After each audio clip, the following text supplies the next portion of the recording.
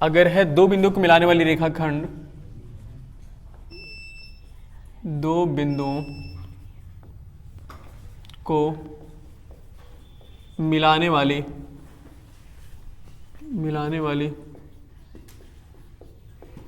रेखाखंड को बाह्य विभाजित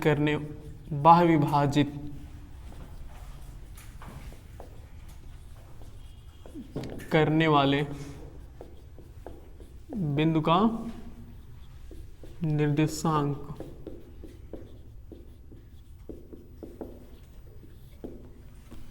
मतलब हमारे पास दो बिंदु रहेंगे, एक बिंदु रहेगा ए और दूसरा बिंदु क्या रहेगा बी, और जो इस बार पी रहेगा वो पी कहाँ रहेगा, इन दोनों के बाहर रहेगा ना, इन दोनों के बाद रहेगा, लेकिन हाँ इसी लाइन में रहेगा, इन दोनों के बाद रहेगा। और हम जानते हैं कि निर्देशांक की ज्यामिति में किसी भी सूत्र को निगमन करने के लिए हम उसको कहाँ लेकर जाना पड़ता है, कार्तीय तल में। बिना कार्तीय तल के वो संभव नहीं है, तो हम इसको कार्तीय तल में लेकर चल रहे हैं। ध्यान से देखना, जितना बड़ा अंतर विभाजन था ना, लगभग उतना ही बड़ा जाएगा बाह्य विभाजन जाएगा। थोड़ा सा हम छोटा करने की कोशिश करेंगे। देखो हमारे पास मान लो एक बिंदु ए है, दूसरा बिंदु क्या है बी है, इसका नाम ए है, इसका नाम बी है। ए का निर्देशांक कितना मान लेते हैं हम, x1 कामा y1, और बी का कितना मान लेते हैं x2 कामा y2। अच्छा अगर याद करो जो ये m1 है वो m1 कहाँ से है, इस p से a तक की दूरी है और p से b तक की दूरी है ना m2, तो इसको मिलाने वाली रेखाखंड ab हो गया। अब कोई तीसरा बिंदु क्या है p, तीसरा बिंदु क्या है p, जो इसी लाइन में रहेगा, इसी लाइन में रहेगा, चाहे इधर रहे चाहे इधर रहे, ऐसा नहीं कि अगल बगल चला जाए। जैसे बताओ p कहाँ हो सकता है, p ab के ही लाइन में कहीं हो सकता है ना, ऐसा थोड़ी कि अगर p हम कहें यहां पर तो यहां पर कैसे विभाजित कर पाएगा, ऐसा नहीं है। तो p उसी रेखा पर होनी चाहिए, चाहे आगे हो चाहे पीछे हो। अगर बताओ ab के बीच में आ गया तब कैसे विभाजन होगा, अगर ab के बीच में आ गया तो अंतर विभाजन हो जाएगा ना, लेकिन अगर ab के बाहर कहीं है ऐसे तो बाह्य विभाजन होगा ना। अज्यूम कर लो कि बिंदु का यहां पर है, देखो अब ये बिंदु P है, अब ये बिंदु P इस रेखाखंड AB को बाह्य विभाजित कर रहा है। तो अब यहां इससे लॉजिक लगाओ, P बताओ जो था M1 था, M1 क्या था, M1 P से A तक की दूरी था ना, उसी तरह यहां भी M1 क्या होगा, P से A तक की दूरी होगा। यानी कि M1 कहां, M1 क्या होगा सोचो, M1 ये यहां से लेकर यहां तक होगा ना, P से लेकर के A तक की दूरी होगा ना जी, सोचो।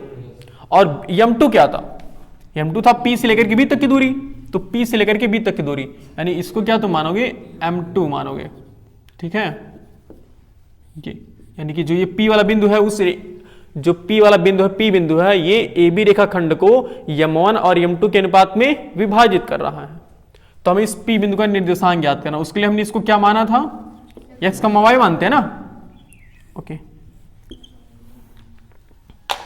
अब से वही लॉजिक हम क्या करेंगे, बताओ इस बिंदु तक पहुंचने के लिए x1 का y1 तक पहुंचने के लिए हमें क्या करना पड़ेगा, हमें x अक्ष पर कितना चलना पड़ेगा, x अक्ष पर हमने x1 चलना पड़ेगा, और y अक्ष पर कितना चलना पड़ेगा, तो देखो ये x1 है, यहां तक है, और x2 कहाँ, y1 कहाँ होगा, y1 यहां से लेकर यहां तक होगा ना, इस बीच का नाम o रख लो, तो ये y1 यहां से लेकर के यहां तक होगा, ये है y1, ओके।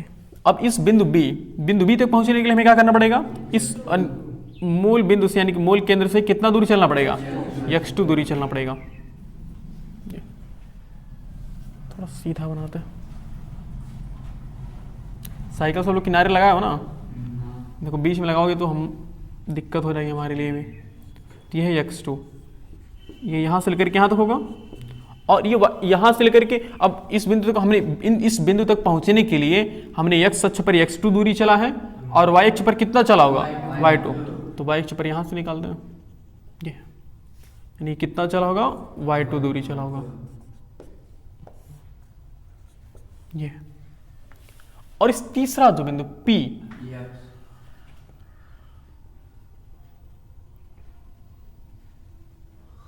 ये इस P बिंदु तक पहुंचने के लिए हमने x अक्ष पर कितना दूर चलना होगा, x चलना होगा,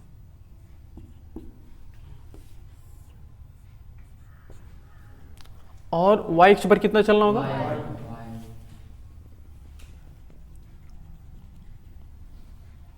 ये वाई अक्ष पर इतना चलना होगा, वाई ये वाई होगा ना, ये वाई। अब इसमें तुम खोजो दो त्रिभुज कहाँ मिल रहा है हमें, वो दो त्रिभुज खोजते हैं। पहले ये लिख लेते हैं, ये एक्स अक्ष की कौन सी दिशा है, धनात्मक, वाई अक्ष की धनात्मक, वाई अक्ष की ऋणात्मक, एक्स अक्ष की ऋणात्मक। ओके, अब त्रिभुज बनाने की कोशिश करते हैं, इसको इससे आगे बढ़ा लो और एक ऐसे आगे बढ़ा लो, तो दो त्रिभुज दिख रहा है ना। एक देखो यमन से भी बनेगा और एक यम टू से भी। यमन से क्या, यमन से ये पूरा बड़ा बन रहा है ना, देखो ये यमन से देखो इतना बड़ा बन रहा है, ये इतना बड़ा, ठीक है, ये यमन से बन रहा है, और यम टू से देखो इतना बड़ा बन रहा है, ठीक है ना। दो त्रिभुज दिख रहा है ना ये। ओके, मतलब एक त्रिभुज देखो ये रेड वाला देखना, एक ही रेड वाला बन रहा है, ये रेड वाला, और एक है ब्लैक वाला बनाते हैं, ये देखना। समझ पा रहे हो ना। हमारा टोटल टारगेट क्या, हमारा टोटल टारगेट ये है कि हम P का निर्देशांक ज्ञात करेंगे। ओके, अब सबकी नेमिंग कर लेते हैं इस कलर से। वो है ए बी हो गया ना, P, C D E Q R S, बस काफ़ी, इतना सा हो जाएगा हमारा काम। और यहाँ भी कुछ नाम रख लेते हैं, इसका नाम यम रख लेते हैं, इसका नाम यन, इसका नाम ओ तो है, यफ रख लेते हैं, एनएफ। अब मुझे बताओ, हमें इस दोनों त्रिभुज में काम करना है। एक बड़ा वाला त्रिभुज है और एक छोटा वाला, याद रखना। देखो एक ये वाला त्रिभुज है, देखो एक इस वाले त्रिभुज में काम करेंगे और एक पूरा ये बड़ा वाला त्रिभुज में काम करेंगे, ठीक है।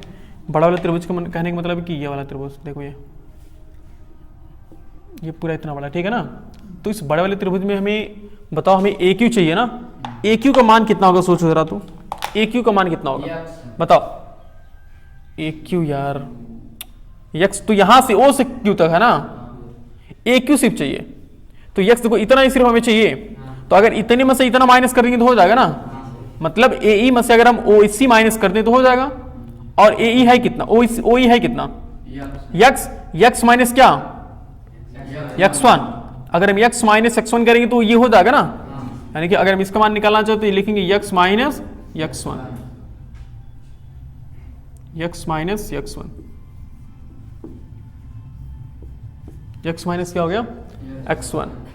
सही से बैठो, सही से बैठो, बिरा नहीं सुनने आए हो। और एक और बचा है, ये देखो, हाँ ये PQ कैसे निकालेंगे मिस्टर अखिलेश बताओ तो। इस PQ को कैसे निकालोगे, देखो यहां पर आ गया, PQ FM के बराबर है कि नहीं बोलो, PQ देखो FM के बराबर है, इसका मान कैसे निकालोगे, y में से y1 घटा दोगे ना, तो y माइनस y1 तो आ जाएगा ना। ये देखो y माइनस y1 याद रखना, ये है y माइनस y1, ओके, ये है y माइनस y1। चलो ये भी निकल गया, मतलब इस त्रिभुज के लिए निकल गया ना सब कुछ। अब इस त्रिभुज के लिए बात करते हैं। इस त्रिभुज के लिए हमारे पास है BR, इसका मान BR DE के बराबर है ना। सोचो D का मान कैसे निकालोगे, बोलो, देखो नहीं, x माइनस x2, अगर x में से x2 घटा देंगे तो ये निकल जाएगा ना, यानी कि x minus x2, x minus x2। अब कौन बचा अभी, PR बचा ना, RP बचा। ये इसका मान निकालते कैसे निकलेगा, ये कैसे मान निकलेगा, देखो y माइनस, सोच पा रहे हो ना, अच्छी बात। तो यह y minus y2, y minus y2 है, ओके। हमें सबका मान निकल गया ना, बस हम दोनों त्रिभुज का समरूप करेंगे और आगे बढ़ेंगे। उसके लिए मुझे पहले कुछ लिखना पड़ेगा ना यहाँ पे, कि दो बिंदु माना, दो बिंदुओं के निर्देशांक, दो बिंदुओं A जिसका निर्देशांक हमने कितना माना, x1 कामा y1, तथा B जिसका निर्देशांक क्या है, x2 कामा y2। माना दो बिंदु A तथा B को मिलाने वाली रेखाखंड AB को एक अन्य बिंदु P, एक अन्य बिंदु P x, y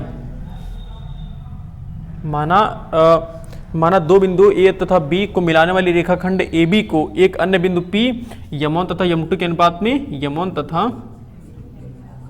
यम2 के अनुपात में कैसा विभाजन, अनुपात में 72 विभाजित कर रही है ना, 72 विभाजित करिए, विभाजित कर रही है।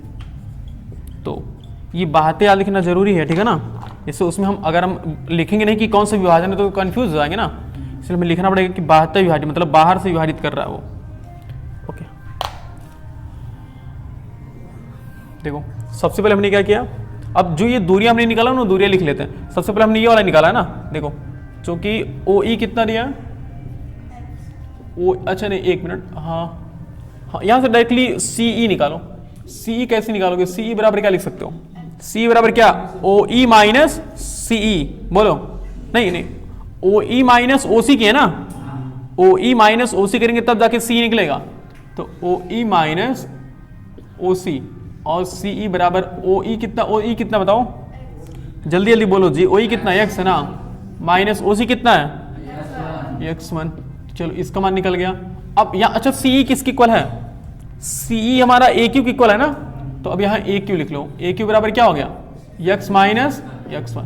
चलो हमने एक मान निकाल दिया। ओके, अब हमने कौन सा मान निकाला था, हमने ये वाला मान निकाला था ना, कहाँ गया इसका, ये वाला इसके लिए देखो ये, यानी कि हमें एफ एम निकालना था ना, तो उसके पहले एफ एम को क्या लिख सकते हैं बताओ, एफ एम बराबर चूंकि ऐसे लिखेंगे, ये चूंकि लिखना जरूरी है, चूंकि एफ एम बराबर क्या O F minus O M ना, O F minus O M. O F कितना बताइए जरा, माइनस ओ एम कितना है, जो बोल नहीं रहे ना तो थोड़ा बोला करो, तो पर्सनली भी बुलवाएंगे तो महंगा पड़ जाएगा जी। तुम बोलते क्यों नहीं, समझ नहीं पाते हैं, पढ़ने आते हो कि इसमें शांत वर्ग की कथा सुनने आते हो। बताओ एफ एम किसके बराबर है, यहाँ देखो ऐसे एफ एम किसके बराबर है, पी क्यू के बराबर है, तो पी क्यू बराबर क्या हो गया y माइनस y1। ओके चलो इसका मान निकल गया, बाकी हम इसका मान निकल गया कहाँ, ये वाला बी आर। तो बी आर किसके डी के इक्वल है ना, मतलब चूंकि डी को तुम क्या लिख सकते हो, सोचो जरा, डी को क्या लिख सकते हो, ओ ई माइनस ओ डी, बोलो सही ना, ओ ई माइनस ओ डी, ओ ई माइनस ओ डी। तो डी ई बराबर ओ ई कितना बताइए जरा, x माइनस ओ डी कितना है x2, और डी ई किसके बराबर है सोचो जरा, देखो बी आर के बराबर है ना, बी आर, तो बी आर बराबर हो गया x minus x2, x minus x2, ये बी आर का मान निकल गया। एक और बचा हुआ ना, वो कौन है, हाँ ये वाला, यानी कि पी आर। तो पी आर किसके बराबर, देखो एफ एन के बराबर है ना, हाँ चूंकि एफ एन बराबर क्या, O F minus O N करोगे ना, O F minus O N, O F minus O N, तो एफ एन किसके बराबर है, हाँ अच्छा एक मिनट, एफ एन का बेटा ओ एफ कितना बताओ, y माइनस ओ एन कितना है y2, तो एफ एन किसके बराबर है सोचो, पी आर, तो पी आर बराबर क्या हो गया y माइनस y2। ओके सबका मान निकल गया। अब हम लिखेंगे हम किस त्रिभुज में काम करेंगे। हम पहले दोनों त्रिभुज में समरूप कर लेते हैं, किसी भी तरीके से बड़ा वाला त्रिभुज और छोटा वाले त्रिभुज का हम समरूप कर लेते हैं। उसके लिए अगर देखो ध्यान से ना, तो जैसे उस पिछले वाले केस में हमने इस वाले कोण को इस वाले कोण के बराबर किया था ना, यहाँ भी बराबर होंगे कि नहीं होंगे, देखो संगत कोण से बराबर हो जाएंगे जी। देखो इसको समांतर करो, इन दोनों रेखा को देखो डॉटेड वाली, इसको और इसको देखो ध्यान से, देखो ये और इसको देखो ऐसे, जो ए बी ऐसे गया है, ए और बी ऐसे गया, थोड़ा बढ़ा दो सबको, ऐसे हमने बढ़ा दिया, ये लो। तो क्या ये इसके बराबर नहीं दिख रहा है जी, कौन ये वाला कौन सा है, अच्छा नहीं ऐसे समांतर करना पड़ेगा, पिछली बार भी ऐसे गलती हुआ था, मतलब ऐसे समांतर करना पड़ेगा ना। देखो ये वाली रेखा और ये वाली रेखा को देखो, थोड़ा सा ऊपर नीचे हो गया है बट समांतर है दोनों, ये और ये, यानी कि और एक ऐसे बनाओ। तो ये वाला कोण क्या, यही वाला है ना देखो, और ये वाला कोण क्या, ये वाला कौन से कोण बताओ, संगत कोण आपस में क्या होते हैं, बराबर होते हैं। तो डायरेक्टली लिखेंगे, यानी कि हम लिखेंगे त्रिभुज किस में हम काम करेंगे, त्रिभुज A Q P, A P Q तथा और किस त्रिभुज में, B P R, B P R, इस दोनों त्रिभुज में हम देख पा रहे हैं कि कोण ए यानी कि नाम क्या होगा, बी नहीं पी ए क्यू, कोण पी ए क्यू बराबर है कोण किसके, पी बी आर के, कोण पी बी आर के, क्यों बराबर है, संगत कोण की वजह से बराबर है। ओके, और ये वाला कोण देखो, ये वाला कोण इस वाले कोण के बराबर है, क्यों बराबर है, 90 अंश। हम जानते हैं जितनी भी दूरियां ली जाती सब के सब क्या होती है, 90 अंश होती है ना, यानी कोण Q बराबर कोण किसके है, कोण R के बराबर क्यों है, 90 अंश, सब 90 अंश के बराबर है। अतः कौन सा प्रमेय काम किया, अतः एंगल एंगल समरूपता से, अतः एंगल एंगल समरूपता से दोनों त्रिभुज क्या हो गए, समरूप, यानी कि त्रिभुज ए पी क्यू समरूप हो गए त्रिभुज। देखो ए पी क्यू, ए पी क्यू, तो बी पी आर, त्रिभुज बी पी।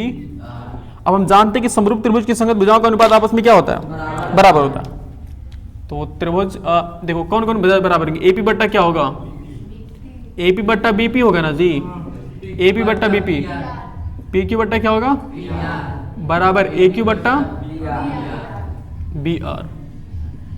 बी आर समझते हो, जब कुछ चीज खाने योग्य नहीं रह जाती है, नहीं समझे, अरे भिंडी गेवड़ा नहीं बी आर जाते हैं कहते हैं, तो वही सच्ची रहे, करेली बी आर हो जाता है जी, पक जाता है जी, कहाँ बी आर होता है, वो तो पक जाता है ना, तुम खा नहीं हो लग रहा दिग्वेश, करेली खाया करो। एपी का ओहो कहाँ कौन करेली मीठ खाता है जी, किसको करेली मीठी लगती बताओ, सबको तीती लगती होगी, तो यार मीठी करेली पता नहीं कहाँ खा ले। देखो यहाँ पे एपी का मान बताओ जरा, एपी का मान बताओ तो जरा कितना है, आलू बताओ, तुम ही बताओ तो एपी का मान कितना है। हाँ अब ये रडार पर खोद रहे हैं कहाँ मिलेगा, खोज रहा, एपी का मान कितना है बताओ, एपी का मान कितना है, यमन, बात सही कर रहा है ना जी। देखो एपी बराबर यमन है, जो कि मुझे कहीं लिखना चाहिए था, यहाँ लिख लेते हैं, एपी बराबर कितना लिख लेते हैं, और बीबी कितना लिख लेते हैं, यम2, तो यम1 बट्टा क्या हो जाएगा, ये थोड़ा सा दूसरे कलर से करते हैं, चलो अगला सोच के रखो, अगला सोच के रखो, हम पूछेंगे तुरंत, यम1 बट्टा यम2 बराबर पी क्यू कितना, देखो कहाँ है जी, मुझे भी नहीं दिख रहा ये, ओहो पी क्यू है बाई माइनस पी आर कितना बताओ, यहाँ पे y2 बराबर ए क्यू कितना है, देख रहे हैं यहाँ पे x minus x1, B are देखो नीचे था, कहाँ गया नहीं, यहाँ पे बी आर गायब हो जा रहा है। अब देखो, अब एक बार क्या करेंगे, इसको इसके बराबर करेंगे और एक बार इसको इसके बराबर करेंगे ना, आंसर आ जाएगा, देखते हैं। तो माइनस में आ जाएगा सतीश, विश्वास है, देखते हैं आ जाएगा कि नहीं आ जाएगा, बस कहीं पर x1 के x2 ना लिख लिया जाए, नहीं तो गड़बड़ा जाएगा तुरंत, एकदम ध्यान बनाए रखना, बातें ने भी रख ले, x इसको मत गुणा कराओ तो क्या बताएगा, यमोन एक्स माइनस यम1 x2 बराबर m2x माइनस m2, हमें देखो x का मान निकाला है ना, तो x वाले को बाईं तरफ, बाकी सबको दाईं तरफ कर लो। देखो x वाला यहाँ पर है, इसको बाईं तरफ करो, तो m1x माइनस m2x कुछ लग रहा आ जाएगा, देखो माइनस आ गया, इसको उधर लेकर जाओ, जब इसको उधर लेकर जाओगे क्या हो जाएगा, प्लस में हो जाएगा ना, तो m1x2 हो जाएगा और माइनस, और इधर तो m2x1 ही है ना, दिख भी रहा है, m1x2 minus m2x1, x common कर ले यहाँ से, तो m1 माइनस बराबर m1x2 माइनस m2x1, x1 देखो छूट रहा था, तो x बराबर अब क्या हो गया, इसको उधर ले तो क्या हो जाएगा, भाग में हो जाएगा ना, तो m1x2 माइनस m2x1 बटा m1 माइनस, देखो यहाँ माइनस में था ना, तो वही यहाँ पर हुआ, मतलब ये हो गया ना हमारा आंसर, मतलब क्या हो गया, भुज वाला आ गया ना, अब ऐसे कोटि वाला भी आ जाएगा, कोटि वाले के लिए थोड़ा यहाँ देखते हैं, इतने कंडेंस फॉर्म में हो जाएगा तो अच्छी बात है। यहाँ पे है देखो, अब एक बार इसको इसके बराबर करेंगे ना, तो m1 m1 बट्टा m2, m1 बट्टा m2 बराबर क्या हो जाएगा, y माइनस y1 बट्टा y माइनस y2, तेरे गुणा कराओ तो m1 y minus m1 y2 बराबर m2 y1 m2 y होगा ना जी, माइनस m2, इस y को बाईं तरफ लेकर आओ, ये देखो एक ही है पूरा, याद रखना, तो रहेगा m1 y minus m2 y बराबर, और इसको m1 y2 को उधर लेकर चले आओ, तो m1 y2 और इधर माइनस तो पड़ा ही है m2 y1। ओके, अब यहां से y कॉमन कर लेना, y जब कॉमन करेंगे बचेगा m1 माइनस m2, यही तो बचेगा, और बराबर इधर तो ये पूरा बचेगा ही, यानी कि m1 y2 minus m2 y1, तो y बराबर क्या रहेगा, y बराबर रहेगा m1 y2 minus m2 y1 बट्टा m1 माइनस, सिद्ध हो गया, नोट कर लो ये।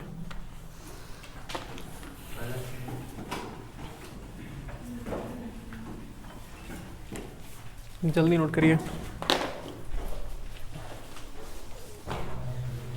देखो अब हम क्या लिख सकते हैं कि अतः बिंदु P का निर्देशांक, अतः बिंदु P का निर्देशांक देखो बराबर P, यानी कि x का हमने y माना था ना, और कितना निकल के आया है बताइए जरा।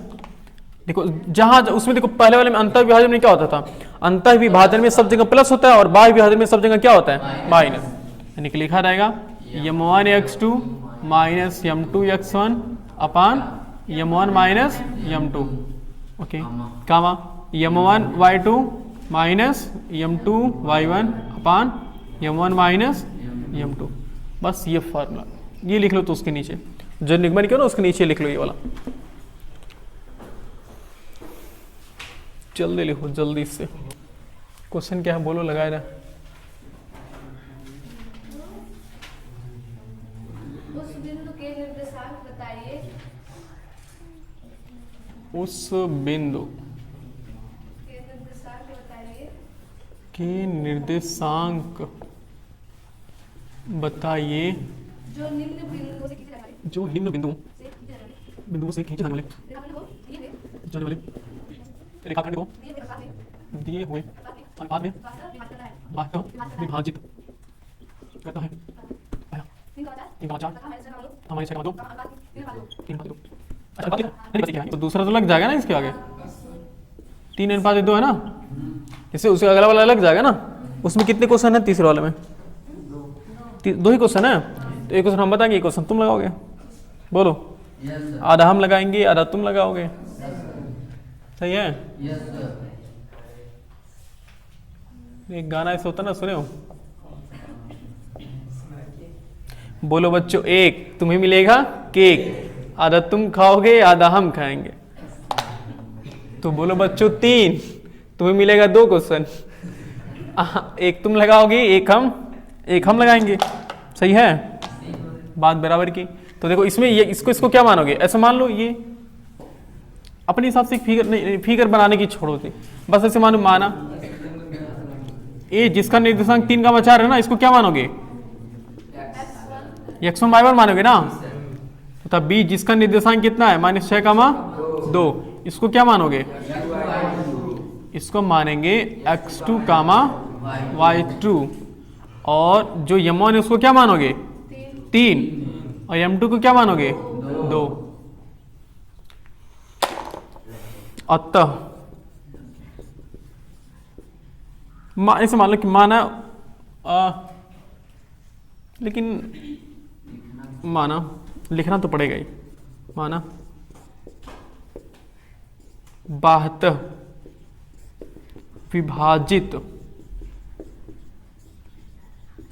करने वाले बिंदु का निर्देशांक बराबर कितना मान लेते हैं? बराबर x, y मान ले ना। अतः बाह्य विभाजन सूत्र, इससे दिग्वेश बताइए। बाह्य विभाजन का सूत्र का, बाह्य विभाजित करने वाले बिंदु का सूत्र का, बाह्य विभाजित करने वाले बिंदु के निर्देशांक का सूत्र क्या होगा? x, y बराबर क्या होगा? बोलिए जरा तो।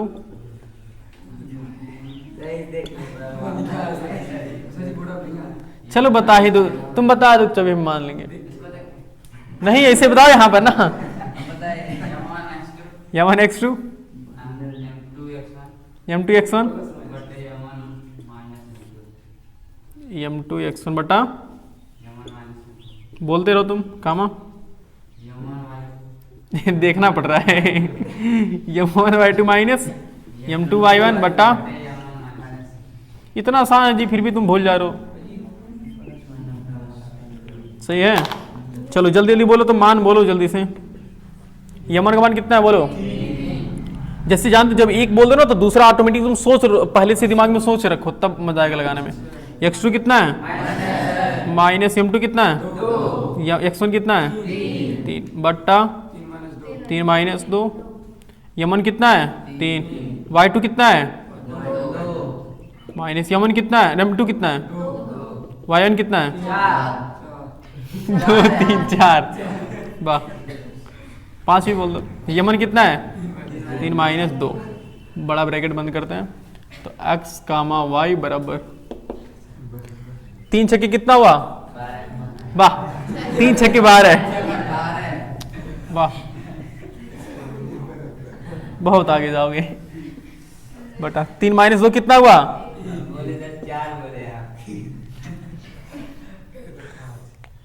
3 दूना माइनस 4 दूनी 8 बटा 1। तो x कामा y बराबर हो गया माइनस 18 6 कामा माइनस 2 हो जाएगा ना। माइनस माइनस काट दें। कुछ माइनस माइनस काट दीजिए, क्या हो रहा है? 2 6 2 12 दूनी 24। ऐसा नहीं कर सकते, काट देते, तुरंत काट देते। अच्छा क्या बराबर हो सकता? 1 मिनट, क्या बीच में कभी बराबर हो सकता है? भाई साहब कभी -2 -24 के बराबर हो ही नहीं सकता, बराबर भी नहीं हो सकता। हो सकता है इसके बगल में x चिपका हो तब हो सकता। अतः बाह्य विभाजित करने वाले बिंदु का निर्देशांक बराबर कितना आ गया? -24 का -2। नोट करो, जल्दी नोट करो। अतः बाह्य विभाजित करने वाले बिंदु का निर्देशांक बराबर कितना है? -24 कामा -2। नोट करिए आप ये, अच्छी बात है।